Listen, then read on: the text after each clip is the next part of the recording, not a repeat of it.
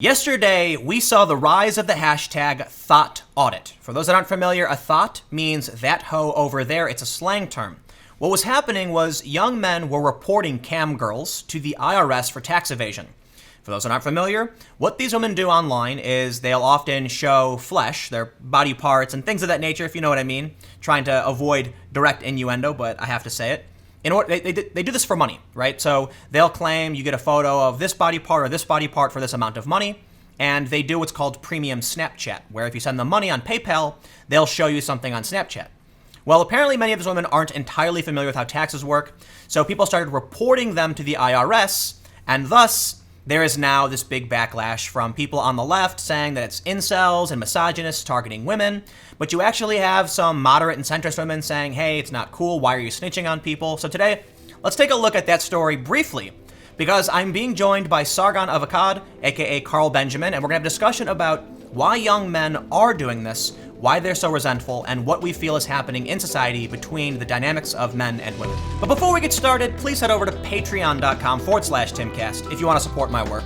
Patrons are the backbone of the content I create, so if you like these videos and you want to see more, then please go to patreon.com/Timcast and become a patron today. Let's start by taking a quick look at the story before we jump over and talk to Sargon of Akkad. This from news.com.au, right-wing trolls report online sex workers to tax authorities in Thot Audit. Online sex workers have slammed a viral campaign by right-wing incels and men's rights activists to mass report them to tax authorities. The hashtag Thot Audit, which appears to have been started by a Facebook user calling themselves David Wu, began to trend on Sunday after being promoted by controversial pickup artist Roosh V. Online thots are finding out that all income generated from their body parts is taxable. This created a bit of a controversy, with many people saying that you didn't have to pay taxes unless you made a certain amount, but many people were actually incorrect. It is taxable income. The story ends by saying certified public accountant Kenneth Hester chimed in saying, yes, this is a statutory taxable income, but that in order to receive the reward, the whistleblower is required to provide the taxpayer's social security number to the IRS. Now, I think there's a lot of issues with what's going on here, and in order to break it down, I called Sargon of Akkad to have a discussion about the dynamics between men and women and why there are men who are reporting these women. The problem isn't really about tax evasion, obviously. This is a cover for a social malady that I think has been affecting many young men across the West in the generation that came after ours. And I think that generally it's a problem that is very difficult to talk about, because as soon as you start talking about it, it's very easy to say, well, it's very easy to kind of stonewall and say, well, that's not a real issue. You shouldn't be upset about that. And the but specifically, like the idea of this, why are people reporting the thots, the cam girls? It's because, at least my understanding, and I don't want to be dismissive of anyone's real, concerns over this, but you've got young men who are upset that these women are making a living doing nothing. They flaunt this. There are some images where you could see these women on the beaches in the Maldives laughing, saying, dumb men, losers, pay for this for me. And there's young men who are resentful for that. And another thing, too, I think is really important to bring up is that a lot of the anger stemmed from Twitch, which was a gaming community. Mm-hmm. And then all of a sudden, Twitch started embracing these women who do overtly sexual things for money. Yes. And that starts to encroach on the gaming community, but Twitch loves it. They're making money, right? Sure. And so now you actually see people on Twitch, these IRL streamers who are like doing squats and like leaning over so you can see their boobs or whatever. They're obviously doing this for sexual reasons, as to promote their other cam girl work. And Twitch, even though it's against the rules, ignores this and actually goes after other people. This started, I think, last year when some guy went on this rant about it, and now this is where it all bubbled up. And so that, I think, kind of addresses some of the root of the concern. And for me, just to be clear, it wasn't just the guy went on a rant about it as well. He got banned for that rant. Yeah. He got banned for just saying this. And I mean, I think the problem is you can say, well, this is petty and small-minded and built off envy and things like this. But at the end of the day, if this is something that a large number of people are feeling, then we should probably explore the reasons for it. It's a free market. I see a lot of people. First of all, the important thing that needs to be said is nothing's going to happen. The IRS is likely not going to do anything. What people don't seem to understand, because I actually dealt with this. Listen, there is a fine line between being a cam girl and being a YouTuber, right? The difference is I'm enticing young men with stories of migration and news and politics, and the women are, pulling down their low-cut tops. Yeah. But there's a fine line, right? We're in a relatively similar space, but we're providing a different kind of content, but our revenue streams are relatively similar. And so I went to to a tax prep person, a couple of them, and they straight up said it's all taxable, but what you get from these companies is already reported to the IRS anyway, right? So in 2013, I accidentally overlooked a payout that I got from AdWords from YouTube, and it was like a couple grand. All that happened was a year and a half later, I got a letter saying you forgot to pay taxes on this income, and I went, oop, and I wrote a check and sent it to him. And I'm seeing a lot of these tweets where they're like, the one tweet that kind of started this is the woman saying, I'm being audited. Why, who reported me? And I really, really doubt that has anything to do with anyone reporting her. The IRS isn't going to just audit a bunch of random people because a screenshot was sent in. And so what's frustrating to me about this is that it just feels like and I know people are going to get mad about this because I'm going to draw a connection to Antifa. It feels like an emotional reaction where people feel like they're taking on a symbol of what, causes them strife or they feel is unfair, but it's not actually doing anything, right? Yes. And on top of that, there are a few women on Twitter who are actually relatively pro-free speech, libertarian centrists who are now being targeted and made fun of. And I'm like, why? Because they do, online camgirling? Like, that's like, prostitution's the oldest profession. Yes. When I was younger, yeah, I'll say this. When I was a teenager, it was frustrating to go and work at an airport where I'd make about $40 per day take home after lifting, 10s of thousands of pounds, backbreaking labor. Well, not backbreaking, but heavy lifting, loading planes and being a grunt and being insulted. And then I can see all of these young women without an iota of that hardship, just working bartending jobs, making 10 times as much money. A friend of mine went to college to become, in a science degree, ends up working doing heating and air conditioning, and his sister became a pizza server, making $200 a night. He's making $40 a day. Yeah. So there is this resentment, and I think that's what's bubbling up now. At the same time, I kind of just accept it. That's what life is. Young women are attractive, and men want to give them money, and young men are considered disposable, worthless, and they're not worth anything. What do you do? Can see where the resentment's coming from, though, can't you? Oh, I mean, feel it. Yeah, exactly. It's palpable, and the thing is, I can't even say to these guys they don't have a legit grievance. They do. They absolutely do. I mean, there is undoubtedly. I mean, nature hasn't been fair, I think, is the most important thing to remember. I mean, and I want to. So, I believe that nature is deeply unfair, and when it comes to young men and women, they haven't given them an even hand. But when it comes to older men and older women, the hand is still not even either, but it's reversed. It hurts. And exactly. there was an actress, a French actress, I don't know, some Cannes Film Festival or something, and someone had sent me this article because they couldn't believe that this woman was complaining that she was complaining about older men and how the older actors around her had gravitas. They had authority because of their years in the cinema, and because she was old and she'd lost her looks, she felt worthless. And it's like, well, okay, well, now you know exactly how these young men are feeling when you've got young women who are beautiful and able to easily take advantage of this beauty at very, very little expense to themselves and difficulty themselves. I mean, I don't want to call it prostitution because I don't think it is full-on prostitution, but the only alternative, if not camgirling, to do this kind of thing probably would actually be prostitution, which is stripping, prostitute. Yeah, exactly. But something physical. There's a difference. Yeah, there is, but it's something physical where you have to be exposed to the gaze of lots of other people. You've got to be in public. It takes a bit more bravery than doing it in your bedroom, I would say. But the point is, and also you've got a much more limited audience there as well. I don't know how many people they have watching them, but surely it's in the thousands if you're a popular girl. So you can end up probably making quite a lot of money for very little investment, and you are going on holiday saying, well, losers paid for my holiday. That's true.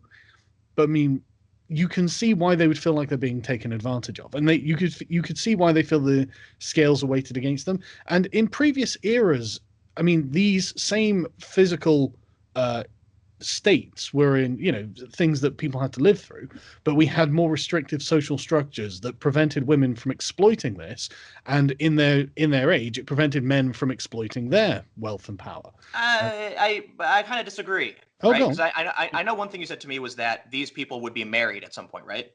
Yeah, no, well, yeah. One Like one of the back in the one of the things I was day. going to say is, yeah. So what I was going to say is, the social norms, say 50 or 60 years ago, by the age of like 20, these people probably would have been married to one another.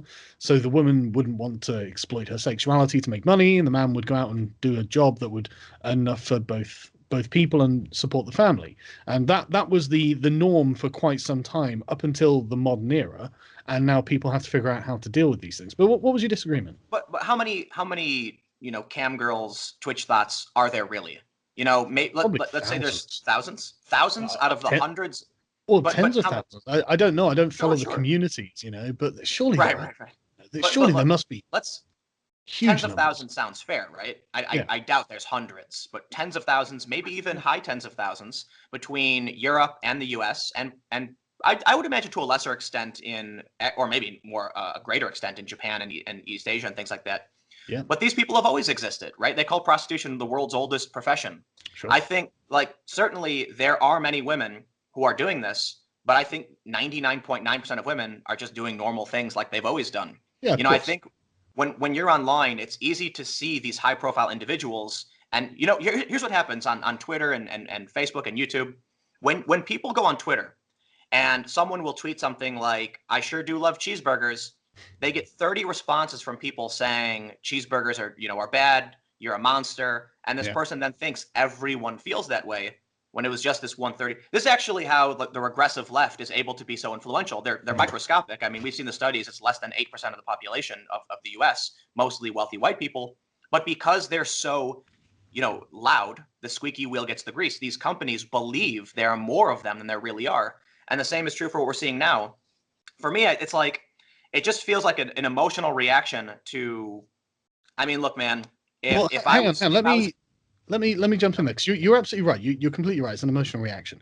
But I think it's important to remember that the cam girls, and honestly, I think there probably might be hundreds of thousands of them. I mean, like, I don't see why. I suspect there are probably many that we don't see just because I don't operate in those circles. I don't know whether you do, but I'm sure you don't, sort of thing. But all across the world, suddenly it's a very profitable and easy thing to do for women in like second and third yes. world countries to be able to do. Let, So let me let me let me let me interject real quick oh too. yeah, What sure. what they do on Tinder is they'll have a Tinder profile and then say, PayPal me money. So you're right. It probably is. They're probably smaller tiers who still make money doing this. Yeah, yeah.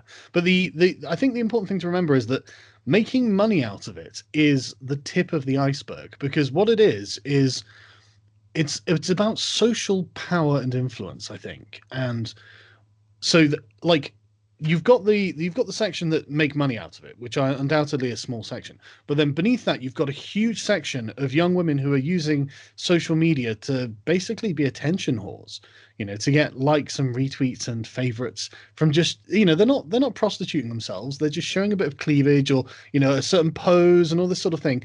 And I think it's speaking to a social malady that wasn't present before social media. Well, I think so. let me And let me tell. Go no, finish it. Go ahead. Go yeah, ahead. yeah, and so I think that there's a huge amount of resentment that's built up because of this. And you can look at I can't remember which dating site it was, but they released a bunch of data, and from this data it was shown that something like 20% of the men get 80% of the women, Yep, because that's okay, Cube. women thought that like something like 70 or 80% of men were below average in attractiveness, Yep, which obviously yep. doesn't make any sense as a statement. And so I think that Let's, I think the scales have been weighted in one favor over another at this for point. And I now, think but for but now, so yeah. So first, let me tell this story to kind of agree with you, but then I'm going to bring up a point. Yeah. It was maybe like 6-7 years ago. I go on YouTube and I see this young woman who's getting millions of views playing guitar and singing covers. And I'm a musician, so I was like, man, how can I do that? So I do tons of research. I looked at her channel, I looked at how she started, and it was a really interesting thing that happened. I looked at oldest first because I always like to see when people started, what was their first video, and she got only a few thousand views on her cover songs. One day, all of a sudden, it went from like 5,000 to 1 million. these two videos, just one, it was a day, it was within like a couple days, she does a cover song, 5,000 views, a million views. And from then on, every video is getting hundreds of thousands to millions. And there was one change she made. And it was, she used to wear t-shirts and she switched to a low cut top. And I saw that and I kind of laughed and I'm like, yup. Everybody, it's kind of like a fact, you know, a lot of the original YouTubers would use, you know, hot women in their thumbnails to get the clicks, and it worked. And then so what ended up happening, YouTube had to change this, make it against the rules, because you'd have videos about, you know, news, and the thumbnail was just a woman in a bikini for no reason. In fact, I don't know if Casey Neistat believes this, because I don't want to misquote him, but I think this is the case. One of his biggest viral videos, Make It Count. The thumbnail is two beautiful women posing in bikinis while he takes their picture and says, make it count. That's, the guy knows what he's doing. You know, it's good marketing. Whether or not he did it on purpose, that works. It drives traffic. The video was fantastic. It goes viral. And so this works, right? I kind of forgot what my other point was going to be. Well, but this is a great point for me to go on, because that's exactly the problem. This is exactly the advantage that women have in the marketplace when they're young, that the older actress was complaining that she doesn't have when she's older. And I mean, her point about gravitas, that's not something you can give someone. That's something you have to earn. And that's something that young men earn over their youth, because they don't have the natural physical advantages that a young woman has when it comes to being the center of attention. A man has to essentially work on himself as a person, eventually, to when he becomes like 40 or 50, to then have that kind of gravitas that people are drawn to because of his experience.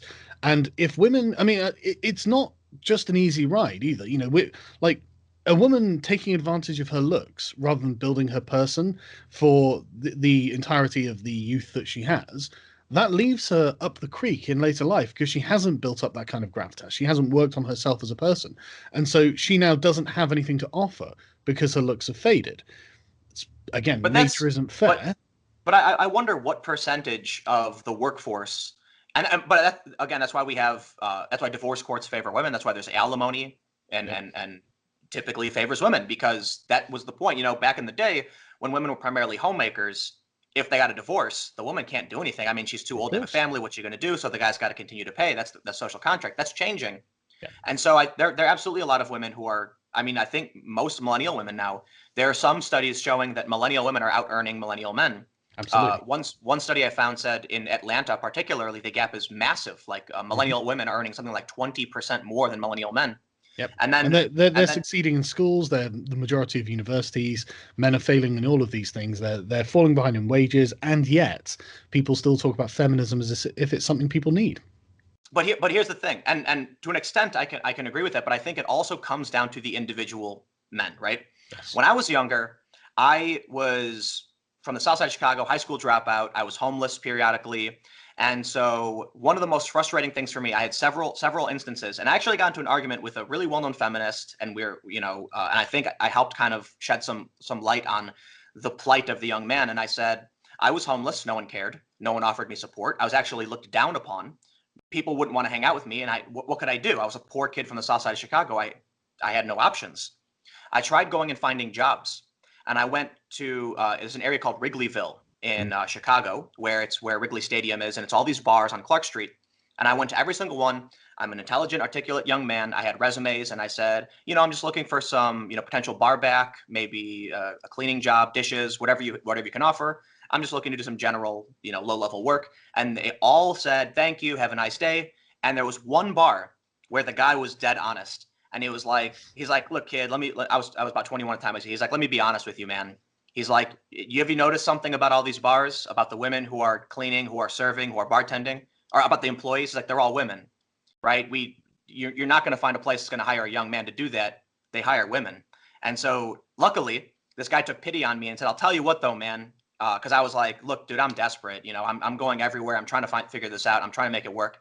And so he said, just come in on the busy nights and I'll hook you up $50 to just make sure, the tables are cleared. And I was lucky. Yeah.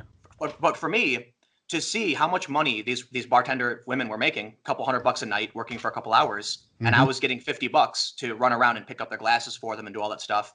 Yeah. And I was like, but you know what? It made me kind of resentful. I was like, it made me angry. I ended up getting a security job where I just got yelled at and made no like $7 an hour. And the women were at the counter making all the money, doing all the tips, and all the guys who were 30 were throwing money at them. And then there was a couple other things in my life. I wanted to do gymnastics when I was younger, and all the programs were only for girls. So I was like, why can't I do? Sorry, you can't do it. And then there was another really, really big moment that really pissed me off was when this famous yoga instructor who met a few friends of mine offered free classes to the group. It's like there's 4 of us, and she goes, why don't you all come down and do yoga at my event? And I was really excited. I'm like, that sounds awesome. And she looked at me and said, oh, no, it's for women only. And so I experienced that. But what I realized is if I just focus on these areas where I've been excluded, I'm never going to succeed. I'm not going to go and bang on the door and demand they let me in. So I was like, I'm just going to look, this is the world. This is how it works. I've got to figure it out. So when I hear that, men are not doing as good in school, or they're not graduating as much, not making as much money as millennials, I don't appreciate like when they do the thought audit thing. I'm like, that just sounds like exactly what the regressive left, the intersectional feminists do, what Antifa does. Granted, violence is totally different from reporting someone to the authorities for sure, but it feels like an emotional reaction instead of saying, you know what, the world is as it is, and I have to figure out how to navigate it to succeed, instead of pointing, just taking your anger out on other people because it works for them. Well, it is exactly that. And but I mean, I can't find it in my heart to begrudge them that. I genuinely do feel like you said, I empathize for sure. I've been through that before myself. Like before I went to university, I lived in Newquay, which is a party town in the UK, in Cornwall, and I had exactly the same experience. I couldn't get a job waiting tables or like serving behind the bar. They always wanted women behind the bar. So I ended up getting jobs doing like kitchen portering and stuff, cleaning dishes for like £3 an hour or something. A terrible wage. I personally didn't become resentful about it. Because I was going off to university and I just knew it was a shit job I had to do to earn some money. But I can't. I mean, we didn't have social media at the time. I wasn't watching all of my classmates, my female classmates, becoming kind of like local social media superstars just by showing a bit of flesh. And I wasn't becoming resentful because all the hard work I might have been doing on the internet was going to waste. No one was paying attention. Everyone was clicking on the thumbnail of the woman with the big boobs.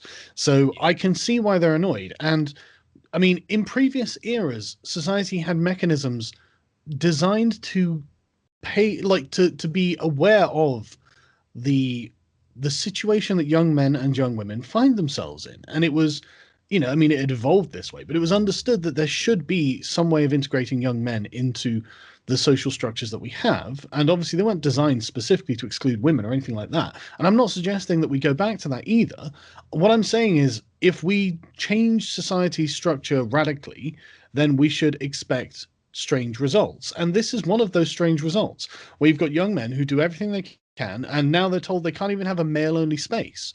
You won't be able to find you would never be able to set up something that was just for young men only, just a male-only thing. And it would be far right, it would be white supremacy, it would absolutely, it would be the most misogynistic thing you can think of. And then when you get a space like the Call of Duty community that is like 99% male, all you do is hear feminists whining about it, complaining, oh, we need more women representation in this. Why? Because we're not there. Well, why aren't you there? Because you didn't want to be there. And now you can't even let these poor guys have their one thing, which is what that, I can't remember the name of the Twitch streamer who got banned, but that was what he was complaining about. I said, look, we got bullied at school. We got picked on by like the attractive girls when they were with the sports stars or whatever. We were just the nerds. And now we built this thing that, we made. And now these attractive women are coming in and ruining for us. And it's like, I can understand why they're upset. I really can. Oh, totally. I absolutely empathize. But I will say this, in my opinion, in my worldly travels, and I know this will be my controversial statement, I believe men have it much, much better than women. Now look, but listen, hear me out. OkCupid's data shows that women, when they start their adult life, have, on a scale of 0 to 100, 100% social value. And I'm not talking about sexual, I'm talking about social. Yeah. That means if an 18-year-old woman wants to get a job, it is significantly more likely, like orders of magnitude, that she will be hired over a young man. And this means that male social value, starting at adulthood, is at the bottom of the barrel, almost nothing. Mm-hmm. Something starts to happen around, I think the age is 32. It can vary between 28 and 32, where it starts to flip, where men become more valuable. So think about this. there are inherent problems that we're going to face as a society, which I'll get to after this point, with what's happening to our society. But women get a great start. And the thing is, I think a lot of them don't realize it. I think a lot of women in their 20s, why they're so hardcore feminists thinking everything's wrong, is what do you think happens if you start your adult life with peak social value and then into your mid 20s, it starts going down? It starts feeling like the world is unfair, even though you've had all of these advantages. They then get angry when they see men are doing better in their careers, but men started at the bottom. What happens then is these young men who are now becoming successful feel like everything is great. And so you end up with a lot of guys who are like, maybe the women are right. My life is fantastic, not realizing they think life is fantastic because they came from the gutter. And so there's going to be a social repercussion there. But first, let me say, for men, as you do become more valuable as you become older, you become more rugged in your looks. Young women, according to OkCupid, predominantly, it's like the peak male sexual value age is something like 38 to 45. So you go through this hardship for sure, but if you make it out, eventually you become substantially more valuable than these women for a much longer period of time. So if a woman is valuable from most of her life until she's about 32, men from 0 to 32 are less valuable, but from 32 to 75 or the rest of your life, you do have more value in terms of social value, in terms of society. So so right now, I would argue that there are a lot of advantages men have in terms of how our society still is. And there's going to be ramifications for this because, as I explained a moment ago, how men are kind of going like, man, my life is so great. My income is up, my job is better. Maybe some of these women are right. You end up with these male feminist types who then support the women who want to maintain that max 100% social value for the rest of their lives. That can actually present a problem. Now, I do think it's a problem that we would value women less simply because they become older. Certainly, they're valuable members of society, regardless of your sex, gender, whatever. So that means that it is good that women are getting careers, are becoming specialists, and less women are relying on being mothers and relying on being beautiful, I should say. Not so much as anything wrong with being a mother. What I should clarify to say, if you rely on being beautiful for resources, that's not going to last you. If you're exploiting your looks, Exactly. Yeah. And so while for a period of time that made sense, right? Women would, I'm beautiful, they wear a dress, they would attract men, and then they would become good wives, raise families, and they would get half of the man's money. It doesn't work that way anymore. So there's pros and there's cons. This means that women can maintain a higher societal value into older age. And it means that as men get older, they now have to compete with that as well, which means young women have a maximum societal value for being young and beautiful and desired by men and women alike. And now they're going to maintain a steady base of being careerists, and young men start at 0 and then have to compete with even. So basically, one prediction I might say could happen is that you'll have women starting their life with a max societal value, which again is according to research, it's not just my opinion. Could be wrong. You guys can look it up. Men starting near the bottom and then evening out, meaning men will be, get in the short end of the stick and then later on just be even with women in terms of societal value. So, I mean, and this is not to make a comment on historical patriarchy or anything like that. It's just literally based on how society values men and women. And for the time being, men are substantially more valuable at an older age than women. And so I think feminists want to correct that, but there's going to be, honestly, repercussions for everybody. I think that's always been the case, though. I think that young men have always been essentially disposable and kind of valueless. I mean, they've always done the grunt work, and and that can range from digging the ditches to going over the trenches. Women have never been expected to do that, obviously, and they're still not expected to do that. And this is the thing: the feminists will never complain about the inequality in sewer cleaners or bin men or something like that. They'll never complain. It's not. They'll never say it's bin person, will they? Come on. Some have. There was an article I saw about women garbage women to say, really? Where they were like, yeah, but it's like the exception to the rule, not the rule itself.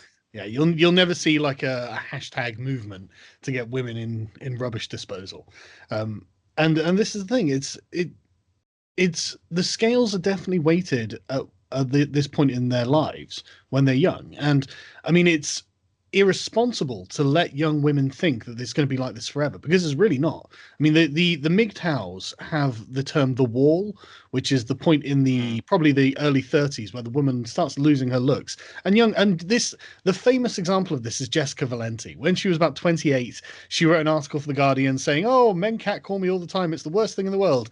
And then 5 years later, when she's like 33, she writes an article saying, "Men don't catcall me anymore. It makes me feel bad." And it's like, yeah. It's a famous meme photo. it is, but it makes the point precisely, because this is exactly what happens when Jessica Valenti was young and attractive. She got a lot of male attention, and she was running around screeching about the patriarchy. And now she doesn't get male attention. She has nothing to blame it on but the patriarchy. And it's like, well, you weren't considering your own situation. What I find particularly interesting in all of this, and one argument I've made, is that I got into a lot of flack for this as a controversial statement, that feminism is actually trying to diminish or destroy femininity.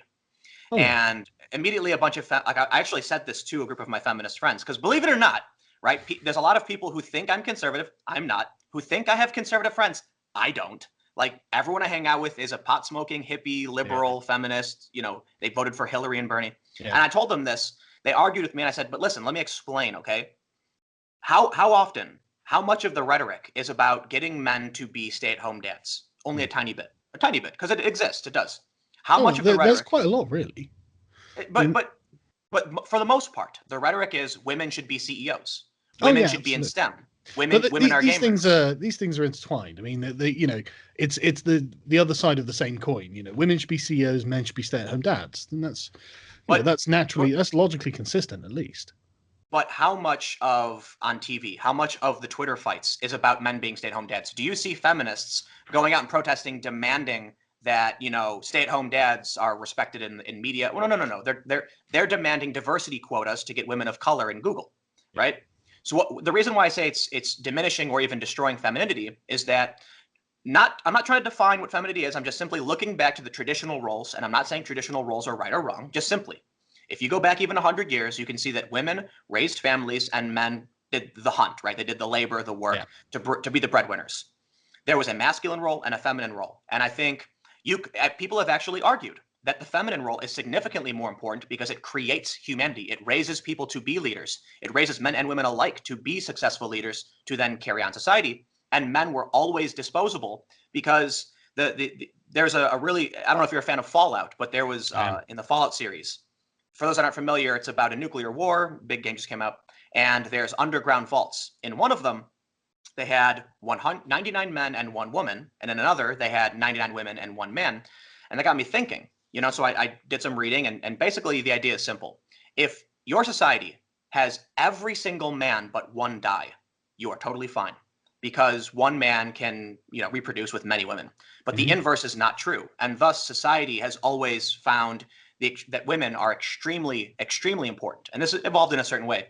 But back to my main point, you then ended up with traditional roles, masculine and feminine, and so now most of feminism is advocating for women to move to the masculine side of things, but there's significantly less for both to be in the feminine side of things. So there are people who I think are actually reasonable feminists. My mom, for instance, she always says women should have equal opportunity, and when it comes to applying for a job, should be weighed the same as no one else. They shouldn't be discriminated against based on gender, but they should also be respected if they want to be mothers as well. I'm like 100%. But I think we lose that, and now a lot of the argument is, why can't women, be in this field? Why can't women do this? Well, certainly, I can understand why you're concerned about gender discrimination in various industries, right? There's very little discussion about masculine, individuals becoming feminine, of advocating for the other direction. It's all moving to masculinity. It's all moving to combat roles. Getting women in combat was a big thing. Getting women in engineering was a big thing. More women in gaming. These are traditionally things dominated by men. Yeah. Where are the calls for men to get to medical profession? Where are the calls for men to become teachers? It exists, but it's significantly less. Yeah. And the social professions are considered the more feminine roles, the more nurturing, and they're typically advocating for women to do the more masculine roles, right? But I think getting back to sort of the main point quickly, I think that if you're a young woman and you've suddenly found yourself with a lot of young men spamming your feed with all this nonsense, honestly, I mean, it's because society is going through a period of change that we don't really understand. I mean, it would have been different had 100 years ago social media been invented. Then things would have been very strange, but it wouldn't have been as it is now. It would have, you would have had a different outcome. Presumably some sort of traditionalist housewife competition on the internet. Who can have the best baked pies or something.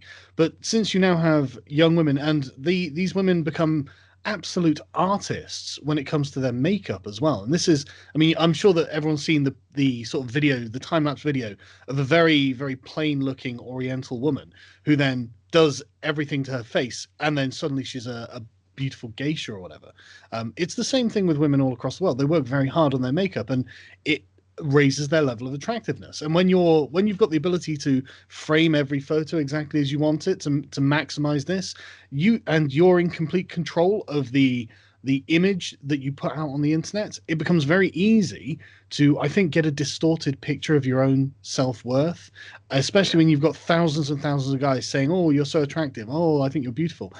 And I think it's frankly something that women need to think about. How attractive are you really? Because the chances are you're around a 5. And how attractive is that guy who's just asked you out? Because the chances are he's about a 5'2", and about 100 years ago you'd probably already be married to him. So And but you know, and for those who are rolling their eyes, anybody who's watching going like, not a 5. No, no, no, 5 is the middle. yeah, That means on exactly. Yeah, average, yeah. you're literally going to be in the middle. That's why I chose a 5, because you're probably about Yeah, average. Most people are. exactly. So yeah, you're between a 4 and a 6 mostly. And I mean, people say, oh, there's the meme of sort of like she's a 6 out of 10 who thinks she's a 10, and things like this. It's understandable Yeah, why people would have these yeah. kind of distorted views of themselves. Yep. And so, at the end of the day, there are genuine problems. There are genuine problems with young men who can't find relationships because women honestly think they're not good enough. And then when these women get older, they can't find a relationship because they spent their youth and their attractive years, I don't want to say being promiscuous, but not settling down. It's not necessarily the same as being promiscuous, but choosing to be sort of mercurial in your relationships, moving from relationship to relationship.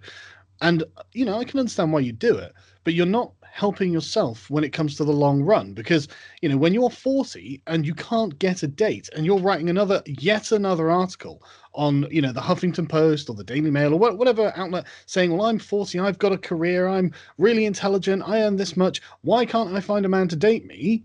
You don't seem to think that, like, you've got to realize that you need a toy boy at that point. You can't look for a man that you find Yeah, respectful. but You've got to find a that's man, and but this is the thing. And then men, they point are massively resentful because they went through their youth unable to actually have a relationship and form a stable partnership themselves. And I think what we're seeing is an extreme tightening of the alpha male's dominance in yeah, society, right? So as you mentioned earlier, there was a study, I believe it was OkCupid, that found that 20% of the men get all of the women, even the ugly ones, like even the low. I'm not trying to be mean, but even though the on the lower scale of beauty, yeah, there. I think it's tightening. I think what we're seeing now is that number is probably getting even smaller and smaller and smaller because yes, the internet. Think about this. Before the internet, how could 20% of men get all of the women? Well, because a woman could only meet so many men in her area. But now, because of mhm, the internet, you can literally seek out directly to that top number one person, and that one guy will get messages from women, right? So yep, there have been these funny, I don't want to call them necessarily experiments, but kind of like social pseudo online experiments done by a lot of people in the incel community, where they oh, make really, Chad accounts on Tinder, and then they have like a big, muscular, attractive man, and they make the profile the most awful thing you can imagine, and then they post the results from women saying, "I don't care." Right? I yeah, don't care how awful you. One guy said he went to jail for beating his ex-wife, and then he finally got out, and there's responses from women being like, "So what? You're hot." Right? Because of the internet, it's making it so the local, one thing I read too is kind of deviation, is that we're all introverted now. We don't mm, go out, we don't talk to people. These things aren't happening anymore. It's all on the internet. We're looking for something, it's not there. And you know what, man? I'll just end by saying this because I could go on for a million years.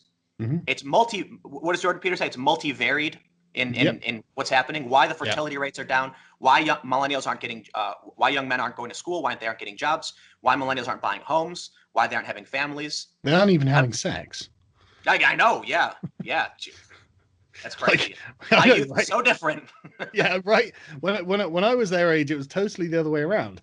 But yeah, and I think that if you're a young woman watching this and you're rolling your eyes or something, just think about your own long-term interests. Because like the whole thing with the Tinder profiles, like this is women looking for a short-term interest that they're trying to satisfy. But do you think that men are aware of what you're doing? I mean, they have nicknames that aren't very flattering for these kind of women, and they know they talk to one another about you in their social spheres and things like this. Like these things all have an effect, and it would be wise for you to make choices and that would be long term in your 20s, as people often had to do back in the day, because otherwise, when in 20 years' time, you're going to find it's difficult because there is kind of an iron law in place when it comes to attractiveness, and especially for women. And it doesn't get better, it just gets worse. So you should take advantage of the attractiveness you have when you're young and use that to build for your future. And if you want your future to include a husband, a house, and children, then you should make those plans in your 20s. That's the best time to do it. I think I've seen some profiles on OkCupid from women saying they don't want to work, and I'm not trying. This is not disrespectful. There were profiles in my area where they were like, "I want to be a mom. I want to be a stay-at-home mom and raise a family, but I guess I can't do that anymore." And I'm like, "Yeah, I guess that's true." And I've also talked to some friends who are, women who are about, 27, 28, who said they're really concerned with trying to make sure they have a career but can have a family too, Hmm. because the problem is if another story, right? So I know two people. They're both managers and event promoters for high profile individuals. Mhm. One has a massive what's the word I'm thinking? He's got a list of people he represents who are famous, Yeah. and the woman does not, and she's struggling. And what she told me was that she had a kid, and because she decided to have a family, it pulled her away from a career. And while they were both in the same place at one point, she stopped for family. He kept going. Mhm. Then when she finally got back into her career, he was leaps and bounds ahead of her, and she already had younger male competition on par with her who knew about newer things, and she Yeah. was struggling to compete. So, so I've talked to some of my younger female friends who are like, if I stop now to have a family with my significant other, what happens then if we get divorced in a few years? What if we never get married? How will I support that kid? I'm not going to have a career or a job, things of that nature. And the same can be true for men, right? If a guy chooses to have a kid, he's going to have to support that kid, and it could be a Yeah, of pro and a con course. as Yeah. well. But But the, that's the the social pressure to get married is being alleviated on everyone. The marriage rates are all-time lows. People just and aren't getting and look, married, and and this is a problem for women, not men. yeah, It's because yeah. men don't have to bear children, right? And so I've Well, I've, I've it's said not this. even that. It's not even that. It's that when a man reaches 40, he can find a 28-year-old woman Yep. who wants to settle down a lot easier than a 40-year-old woman can start a family. That's just the way Yep. it is. Yeah, and this is one of the things I've talked to my feminist friends about, who they acknowledge this, right? I wouldn't say it's not representative of every feminist everywhere, because you certainly have the regressive, intersectional, Yeah, crazy people. in general though.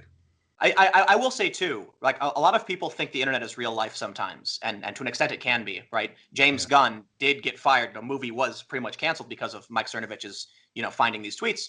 But most of the women I know who are feminists don't have extremely strong opinions at all. They might have a general idea of something, but are willing to talk to you about it. And then you see these internet hordes, and it's kind of like, but one thing they say to me is, well, I feel like I just said this. They fully understand. There's a point where they have to decide: are they going to take time out, and they have to do it soon.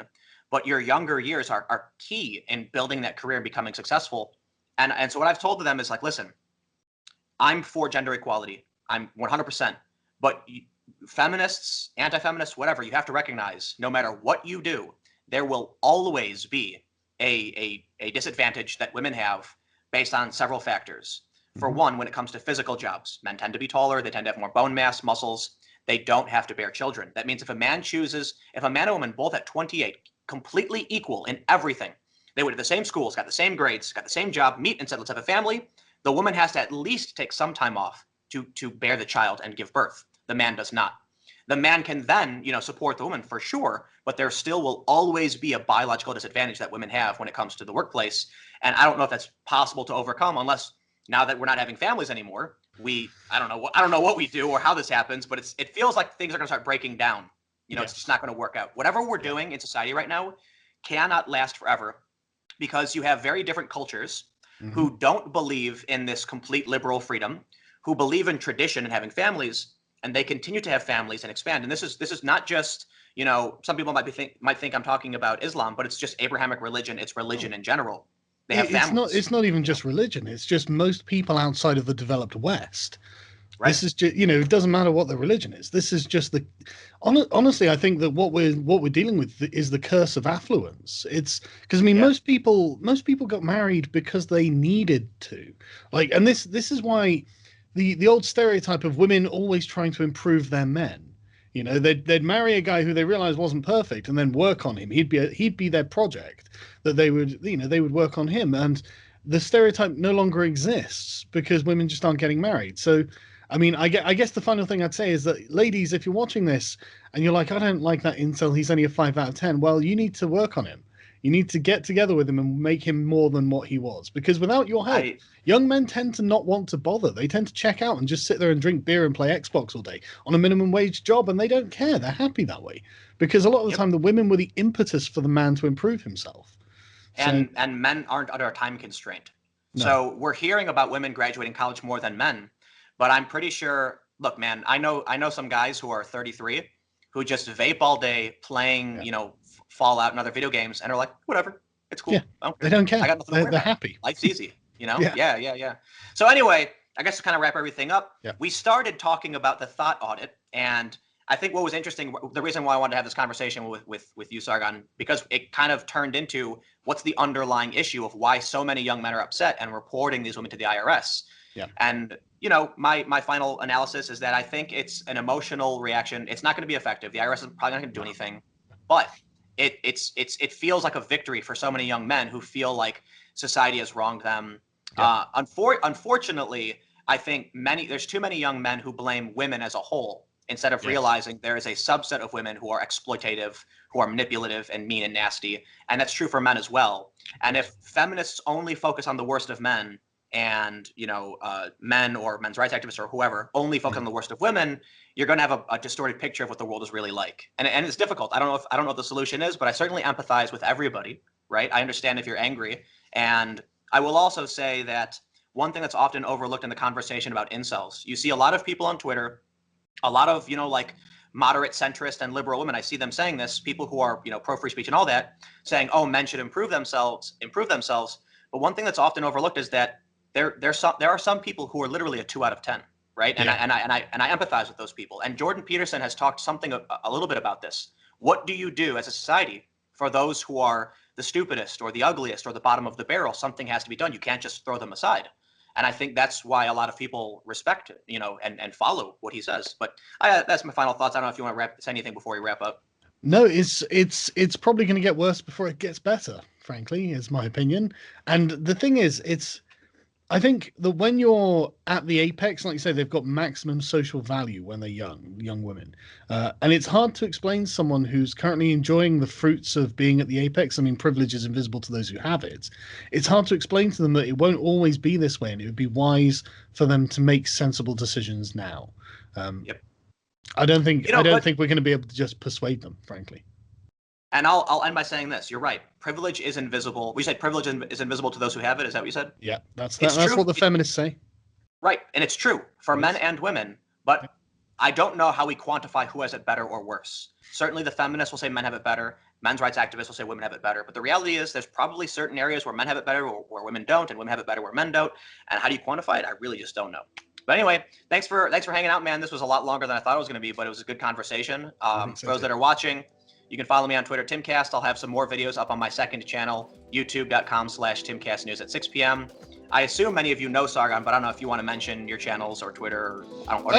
Just Google Sargon of Akkad and my YouTube channel will come up. All right. Thanks for hanging out, everybody, and I'll see you all next time.